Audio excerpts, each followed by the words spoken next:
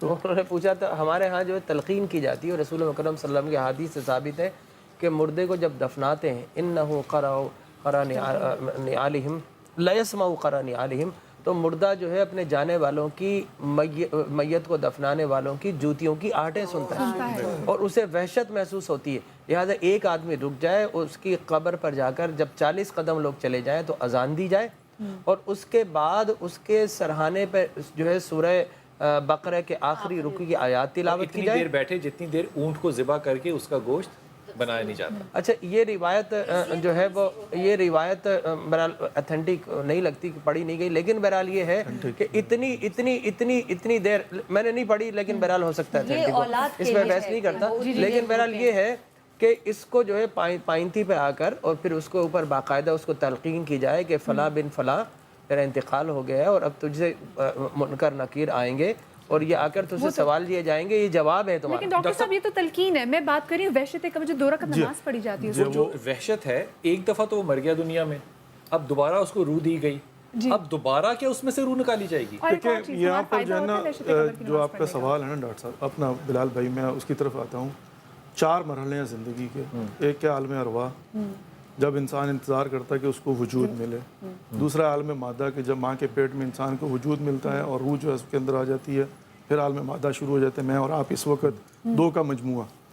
مرنے کے بعد جو ہے وقتی طور پر روح کی جسم سے جدائی ہوتی ہے، جب خدا کی بارگاہ میں جا کر اس کی حاضری لگتی ہے، اس کے بعد اس کو قبر میں لایا جاتا ہے سوال و جواب کے لیے۔ روح ہے جی اس وقت جب سوالات آتے ہیں، اس کے بعد کی جو عالم برزخ کی زندگی ہے وہ ہے ایک سیکنڈ، یہاں سے اب جو روح نے دے کے حساب لے لیا تو کیا اب روح واپس نکال لی جائے گی؟ نہیں، اب جو ہے نا یہاں پر یہ ہے کہ اب کیا ہے، اب اصل سوال جو ہے نا یہ ہے، النوم اخو الموت، کہا کہ جو نیند ہے وہ موت کی بھائی، اگر مذکر لے لیں یا بہن جو ہے نا وہ ہو جائے گا مؤنث لے لیں تو اب ہوتا کیا ہے کہ جب انسان سو رہا ہوتا ہے تو وجود اسی زمین پر پڑا ہے، لیکن مجھے ایک وجود مثالی ملتا ہے، اس وجود مثالی میں روتا بھی ہوں، میں خوش بھی ہوتا ہوں، میں ملتا بھی ہوں، میں اڑتا بھی ہوں، میں سب کچھ کرتا ہوں، وہ اس جسم سے نہیں کرتا۔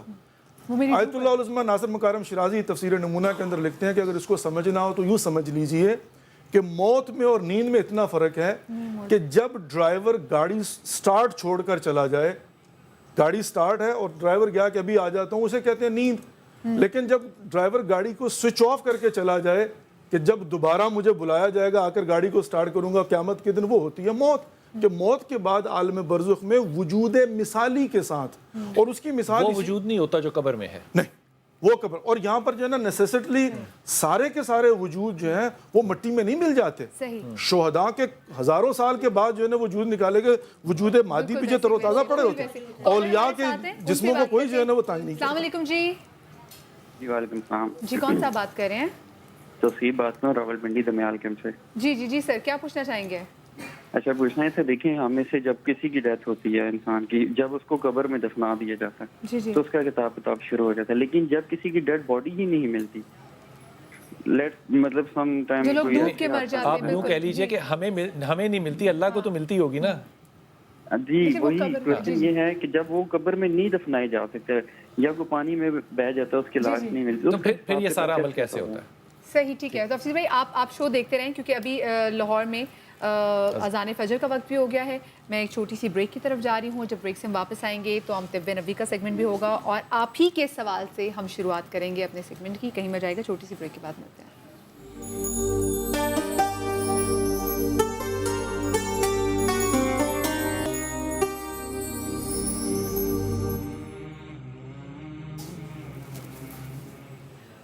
بریک کے بعد ایک بار پھر سے خوش آمدید، اور آج بات ہم کر رہے ہیں موت، قبر اور پھر جو آخرت کی زندگی ہے وہ۔ علامہ صاحب، موت کے بعد جو قبر والی منزل ہے وہ تو جلدی آ جاتی ہے، لیکن وہ جو آخرت والی منزل ہے وہ کچھ پہ جلدی آ جاتی ہے، کچھ پہ کافی زیادہ لیٹ آتی ہے، کیسے ہی کچھ ہے؟ آخرت تو ایک ہی مرتبہ آنی ہے، وہ تو بار بار کسی کا حساب جلدی ہو جانا ہے، کسی کا حساب تھوڑا سا لیٹ ہو جانا ہے۔ نہیں، حساب و کتاب جو عالم محشر کی کیفیات ہیں وہ ظاہرہ ٹوٹل ڈیفرنٹ ہیں، لیکن جب قیامت آئے گی سب کو اٹھایا جائے گا اور اس کے بعد جب حساب و کتاب شروع ہوگا تو وہ پھر ہے کہ کس کی کب باری آتی ہے. لیکن اگر قیامت والے دن حساب ہوگا تو پھر قبر میں کس چیز کا حساب ہے؟ قبر کے اندر جب آپ کا کیس لگا ہوتا ہے نا کورٹ میں تو انسان جیل کے اندر بیٹھا ہوتا ہے.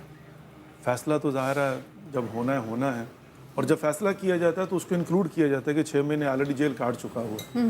تو برزخ جو ہے وہ انتظار قیامت کا بیچ کا سلسلہ ہے. یہ برزخ وقت ہے یا مقام ہے؟ برزخ تیسری منزل ہے, زندگی کا تیسرا حصہ ہے جس کو عالم برزخ کہا جاتا ہے, جس میں جو ہے وہ جو کیفیت جس کی طرف آپ جو ہے نا اشارہ بھی کر رہے تھے کہ اب دنیا میں بھی ایسا ہی ہوتا ہے. اب آپ نے کہا نا کہ برزخ میں عذاب کس کو ہوگا. دنیا میں بھی جو لذت ہے اور یا جو رنج و غم ہے وہ جسم کے لیے نہیں ہے. انسان جو ہے نا بیٹھا ہوا سوچ رہا ہے, آنکھ کھلی ہے, آنکھ کا کام ہے دیکھنا, لیکن جب وہ روح متوجہ نہ ہو تو بندہ سامنے سے گزرتا وہ کہتا ابھی گزرا تھا تو نہیں دیکھا, میں متوجہ نہیں ہوں, میں متوجہ نہیں ہوا. تو جب میں ہوں گا تو دیکھ پاؤں گا. اور جب کسی سے محبت ہو جاتی ہے دل دھڑکتا ہے, پتہ چل جائے کہ فلاں گلی میں ہے. جب کسی کو پتہ چلتا ہے نا کہ مدینے کا سفر شروع ہو گیا, اس کی جو کیفیت ہوتی ہے وہ جسمانی تھوڑی ہوتی ہے, وہ روحانی ہوتی ہے. اچھا اب اگلی بحث میں جا کر جو ہے نا یہ کہا جا سکتا ہے کہ پھر قیامت کے دن کیا ہوگا. یہاں پر اگر سپلٹ ہوتے ہیں علماء. بعض کہتے ہیں جی کہ آپ فار ایگزامپل ایک ٹھیکیدار ہے اور اسے آپ نے کہا جی کہ آپ بلڈنگ بنا دیجئے. اب جب اس کو بلڈنگ کا ٹھیکہ دیا, اس نے بلڈنگ بنائی, بلڈنگ میں نقص نکلا, تو اب ٹھیکیدار کو سزا دیں گے یا اس کے اوزار؟ ٹھیکیدار کو دیں گے اوزار کا. وہ کہے گا آ رہا ہے میرا کیا قصور ہے. کہ اس کو علماء متکلمین کہتے ہیں اس کو اس طرح سے امپلیمنٹ نہ کرو, ایسے کرو کہ چوری کرنی تھی, 2 تھے, ایک اندھا تھا اور ایک معذور تھا. اندھے نے کہا میں دیکھ نہیں سکتا, معذور نے کہا میں چل نہیں سکتا. اس نے کہا تو میرے کاندھوں پہ بیٹھے چوری کر رہے, دونوں پکڑے گئے. اب سزا کس کو دیں گے؟ اندھا کہے گا کہ میں اس کے بغیر تو دیکھ ہی نہیں سکتا تھا, وہ کہے گا میں اس کے بغیر چل نہیں سکتا تھا. تو یہاں پر دونوں کو سزا ملی نا. تو قیامت کے دن جب سزا کی بات ہوگی یا جزا کی بات ہوگی تو اسی لیے روح کو اور جسم کو چونکہ دونوں ذمہ دار ہوں گے. یہ نہیں کہا جا سکتا کہ میرا کوئی نہیں ہے, جو اس نے کہا میں نے کیا. لیکن برزخ کے اندر اب اس میں پھر آ کر ایک سپلٹ شروع ہوتی ہے. وہ یہ ہے جب انسان کا وہی منکر نکیر آتے ہیں, سوال و جواب ہو جاتا ہے, ڈیپینڈ کرتا ہے کہ اب اس کی روح کو بھی جسم کے ساتھ وہیں پر رکھا جائے مدت خاص کے لیے یا نہیں. اس کو جو ہے نا وہ چھوڑ دیا جائے اور وہ آتی رہتی ہے, اس کا آنا جانا لگا قبر میں اس کا آنا جانا لگا. موت جو ہے یہ بار بار آ رہی ہے اس شخص کے قبر میں. اس قبر میں یعنی روح کا آنا ہوتا ہے, اندر نہیں جاتی جسم کے. جیسے ماں باپ کے متعلق روایت ملتی ہے, یہاں پہ روح آ کے کیا کرتی ہے وہ دیکھنے کے لیے روایت ملتی ہے کہ جب کوئی اولاد اپنے ماں باپ کی قبر پر جاتے ہیں تو اللہ سبحانہ و تعالیٰ ان کی روحوں کو معذب کرتے ہیں کہ تم جاؤ اور جا کر قبر میں بیٹھو, تمہارے بچے آ رہے ہیں.